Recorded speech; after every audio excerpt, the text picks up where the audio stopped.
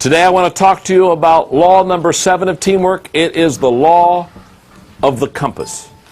And the law of the compass says vision gives team members direction and confidence. Let me define vision. Vision is a picture of the future that creates passion within you today. What I want you to see is, it's a picture of the future, but if all you see is a picture of the future, it's not a vision that moves you. It's got to create passion within you. It's kind of like the picture before you, the passion within you. In other words, it's very possible to see a picture of the future of your company or your organization and not be stirred. That's not a viable vision. A viable vision not only gives you a clear picture of what tomorrow looks like, but it kind of stokes a fire within you today. In my book, Developing the Leader Within You, I have a whole chapter that is set aside of teaching vision casting and the power of the vision. And the reason for that is because every successful leader has a vision. Isn't that true? I've never met a leader that didn't have a vision. If you go up to somebody and say, hey, what's your dream? And they look at you and say, I have no dream at all. Now, I'm the leader of the organization, but it beats me what we want to do. They are a leader in position only. They're not a leader. Because if you're a leader, you've got the vision, you've got the dream, and you've got the passion within you. So what I want to do, because vision casting is so essential, your ability as a leader to cast vision to the team, and your ability as a team member to catch the vision of the team is going to determine the success of your team. Let me break down this whole idea of vision. And let me give you the vital components of casting the vision. Because I guess the best way to explain this is a checklist for you. If you have to cast a vision to your team, whether you're a school teacher or in the business community or a pastor of a congregation or a government leader, if you've got to cast vision, there are certain components that you need to check off to make sure you have in your vision casting speech that'll make it successful. Let me give them to you. Number 1. Clarity. Clarity brings understanding to the vision. In other words, when you cast the vision, when you draw the dream, it's got to be clear. I used to live in San Diego, and for several years I had a wonderful seats right behind the first base dugout of the Padres games, and so I went to some Padres games, and I know they're not very good, but in fact, when I was out there, they were pretty terrible. In fact, I used to say they're the finest minor league team in the majors. But anyway, between about the 3rd or 4th inning, on the big diamond vision, they always did something that was very interesting. You know, between innings, they try to entertain you a little bit, and between 3rd, 4th inning, sometime in there, about the middle of the game. What they would do is, out on the diamond vision, they were going to put the picture of a baseball player on the screen. But the way they did it, instead of putting the whole picture up there, they would put one piece of the puzzle, of the face of a ball player. They would put it up. Now, obviously, when they put just one piece on the diamond vision, you couldn't tell who it was. So basically, the whole crowd is watching the diamond vision. They put one piece, and you're kind of looking at it because you don't have a clue. And then they put another piece. And okay, now you're looking at it a little bit more. And they would put another. Now, what was interesting is, after they would put maybe 4 or 5 pieces of the face puzzle together on that diamond vision, all of a sudden, you could hear the crowd, they go, oh. Now, all of a sudden, they had enough pieces to know who the player was. I've often thought to myself, the response of that crowd watching that game, watching that puzzle at that time, the response of the crowd when they had enough pieces of the puzzle to figure out who it was, is what happens in your organization, on your team, when you begin to take the vision and begin to put the pieces together, and all of a sudden it becomes clear enough that everybody has it figured out. Clarity is essential on the vision. If the vision is fuzzy, the people are fuzzy, and we don't need any more fuzzy people. We don't need a fuzzy team. Well, no, we just have a wonderful group of people. They're quite fuzzy, but they're wonderful people. So, how do you make the vision clear? By asking, and then answering 2 questions. Question number 1, what do you want them to know? And question number 2, what do you want them to do? If you can answer those 2 questions, what do I want you to know? What do I want you to do? Those 2 questions will begin to clear up the picture. Clarity is number 1. So ask yourself when you're casting the vision, is it clear? Let me put it this way. If you can't figure it out, neither can the players on the team. Okay? Number 2, connectedness. Let me explain this. If the vision is to be successfully cast, it has to have a feeling of connectedness. It has to bring the past, the present, and the future together. In fact, I put the statement because I like it. When people touch the past, they will reach for the future. You have to have a connectedness. Here's what I find. Many times when we cast vision, it's all about the future. And it's not about the foundation that has been laid yesterday. So what happens is, when we talk about the future, but we don't talk about the foundation that has been laid, whether it's the price that was paid years ago or the sacrifice, whatever, when we just talk about the future, we eliminate part of the picture. Just as if all you do is talk about the past, there is no future. So what you do is you develop a connectedness. It's not either or, it's both and. And here's what happens. When you talk about the past, you bring value to the people that have already paid the price. When you talk about, so the older people receive value out of it, and the newer people receive security from it. They say, oh my goodness, wow, somebody has been thinking about this way before I ever got here. That somebody's already paid the price. There's a security that comes when you're able to connect the past with the future.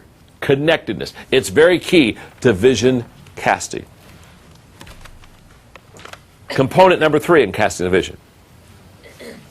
Purpose.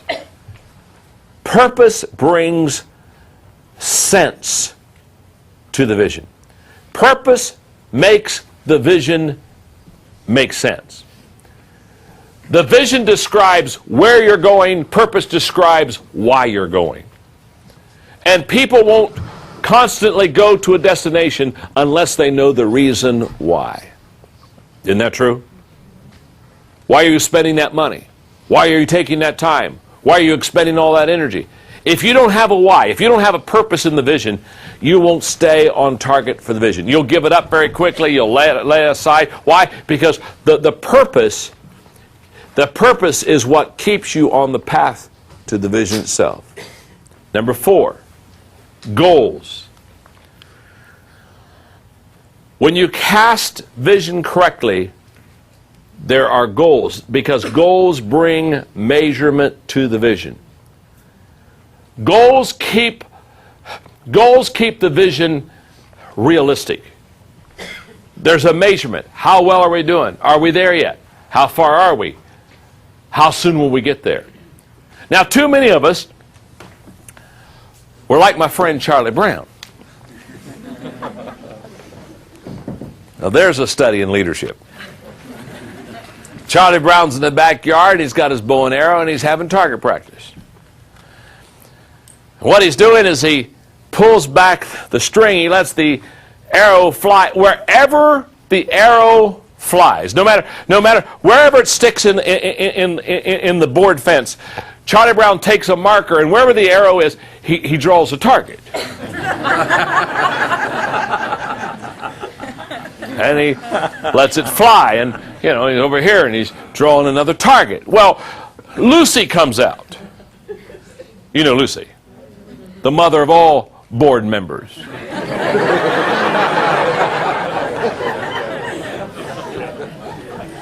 And Lucy comes out, and she sees all these targets all over the fence. And she says, Charlie Brown, that's not the way you do target practice. And Charlie Brown says, I know it, but if you do it my way, you never miss. Now, I know all kind of people. That's exactly how they do vision casting. They just put a vision up there, and they just slap any goal they want to. and they hope. Are you all right? And let me tell you something. Hope is not a strategy. I remember people, well, oh yeah, well we hope to. Yeah, well we're hoping to get there. We're hoping that this is going. We're hoping it'll all turn out. We're hoping it'll all turn out. Hope's not a strategy. And so in your vision, have measurable goals so you can always see where your progress is. Number 5, honesty. Honesty brings integrity to the vision. And let me say what else it does. It brings credibility to the vision caster. Make sure that your dreams and your vision is honest. In other words, if I get up in front of you, if I'm leading you as a team, and I get up in front of you, and every 6 months I put a dream out here or a vision out here that we don't accomplish. But every 6 months I put up another dream. I say, well, for the next 6 months we're going to do this, or the next 6 months we're going to go there. But we never get there. We never do that. After I do that a half a dozen times with you, when I get up to cast vision, you're basically saying, here comes hot air again. Because there's no integrity in the vision. And when there's not integrity in the vision caster loses credibility.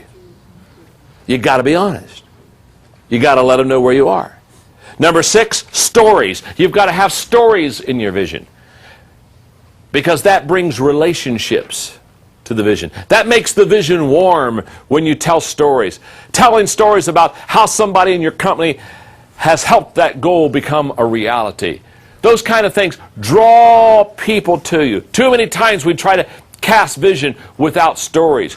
Put stories, the stories warm up the vision. The stories personalize the vision. The stories make the vision identifiable by the average person. Number 7, challenge. The challenge brings stretching to the vision. In other words, in your dream, in your vision, have stretching room. Give them room to fly. Don't be afraid to challenge people. Sometimes I'll run into leaders and they'll say, well, I don't know if I want to challenge the team. I'm not sure the team's ready for this. Let me tell you something. Put the challenge high. Stick it up there. Here's what I find. Winners stretch to the challenge. Whiners shrink from the challenge. And the greatest way to get rid of your whiners, your weak link, hello, is to put a challenge up there. They'll run fast. Their first question is not, how do I climb Mount Everest? Their first question is, where's the exit? See, when you put the challenge high, to winners, they say, sick 'em. And to whiners, it makes them sick. And there's a world of difference between those two. Number 8, passion. Passion brings fuel to the vision. Passion heats people up. By the way, again, talking about the winners and whiners, here's what passion fires up the committed and fries the uncommitted. Just does. When you turn the heat up, some people get fired up, some people get fried.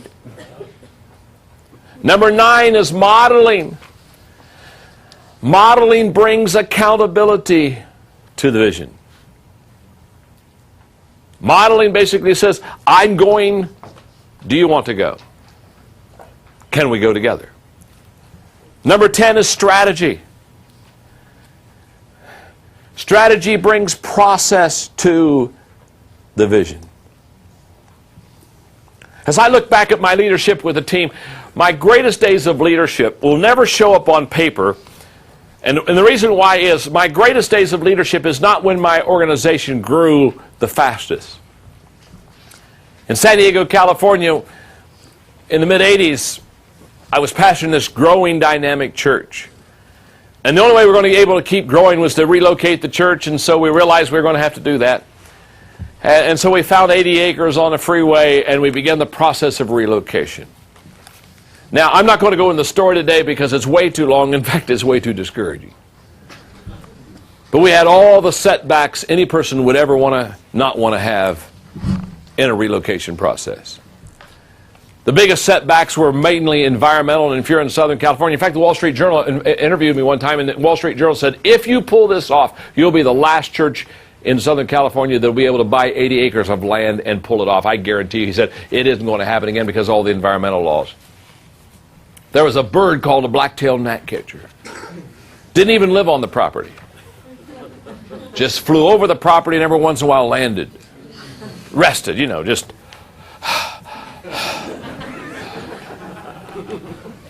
Because the black-tailed gnatcatcher landed on the property, the environmentalists said we couldn't build our buildings on the property. Now, I could go through barriers and barriers. In fact, finally we got through that. How we got through that was by buying 28 acres somewhere else for the birds to land on. As if you train a black-tailed gnatcatcher.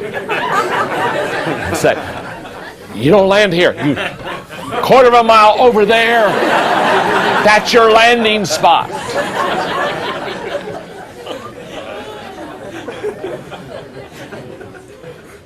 $8 years later, millions of dollars later, we got the zoning. 8 years, millions of dollars. You talk about a challenge? I had to raise millions of dollars on land that I couldn't even assure the people we would build on. I had to keep hope alive on land that we were not even sure would be ours. And for 8 years, I kept hope alive. What was it Napoleon said? Leaders are dealers in hope. And I became a dealer in hope. And what's beautiful is in May of 2000, I flew back to San Diego to dedicate the first building on that mountain. 5,000 people. Absolutely excited about what had happened. But as I got back on the plane to fly back to Atlanta, Georgia, I began to think about the price that was paid and the vision that was cast. And all I'm saying to you is leaders constantly, they're keeping the picture in front of the people because they know this. If the people lose the picture, the passion leaks out of their life. So I put in your notes. It's out of my Developing the Leader Within You book. Some closing thoughts on vision. Here's what experience has taught me. The credibility of a vision is determined by the leader. The acceptance of a vision is determined by the timing of its presentation. The value of a vision is determined by the energy and direction that it gives. The evaluation of a vision is determined by the commitment level of the people. And the success of the vision is determined by its ownership by both the leader and the people. One last teamwork thought. Great leaders take the vision from me to we. That's your goal. The vision has to go from me, the leader, to we, the team. And until that happens, the vision will never be successful. But law number 7 is a great law. It's the law of a compass. Vision gives team members direction, and it gives them confidence.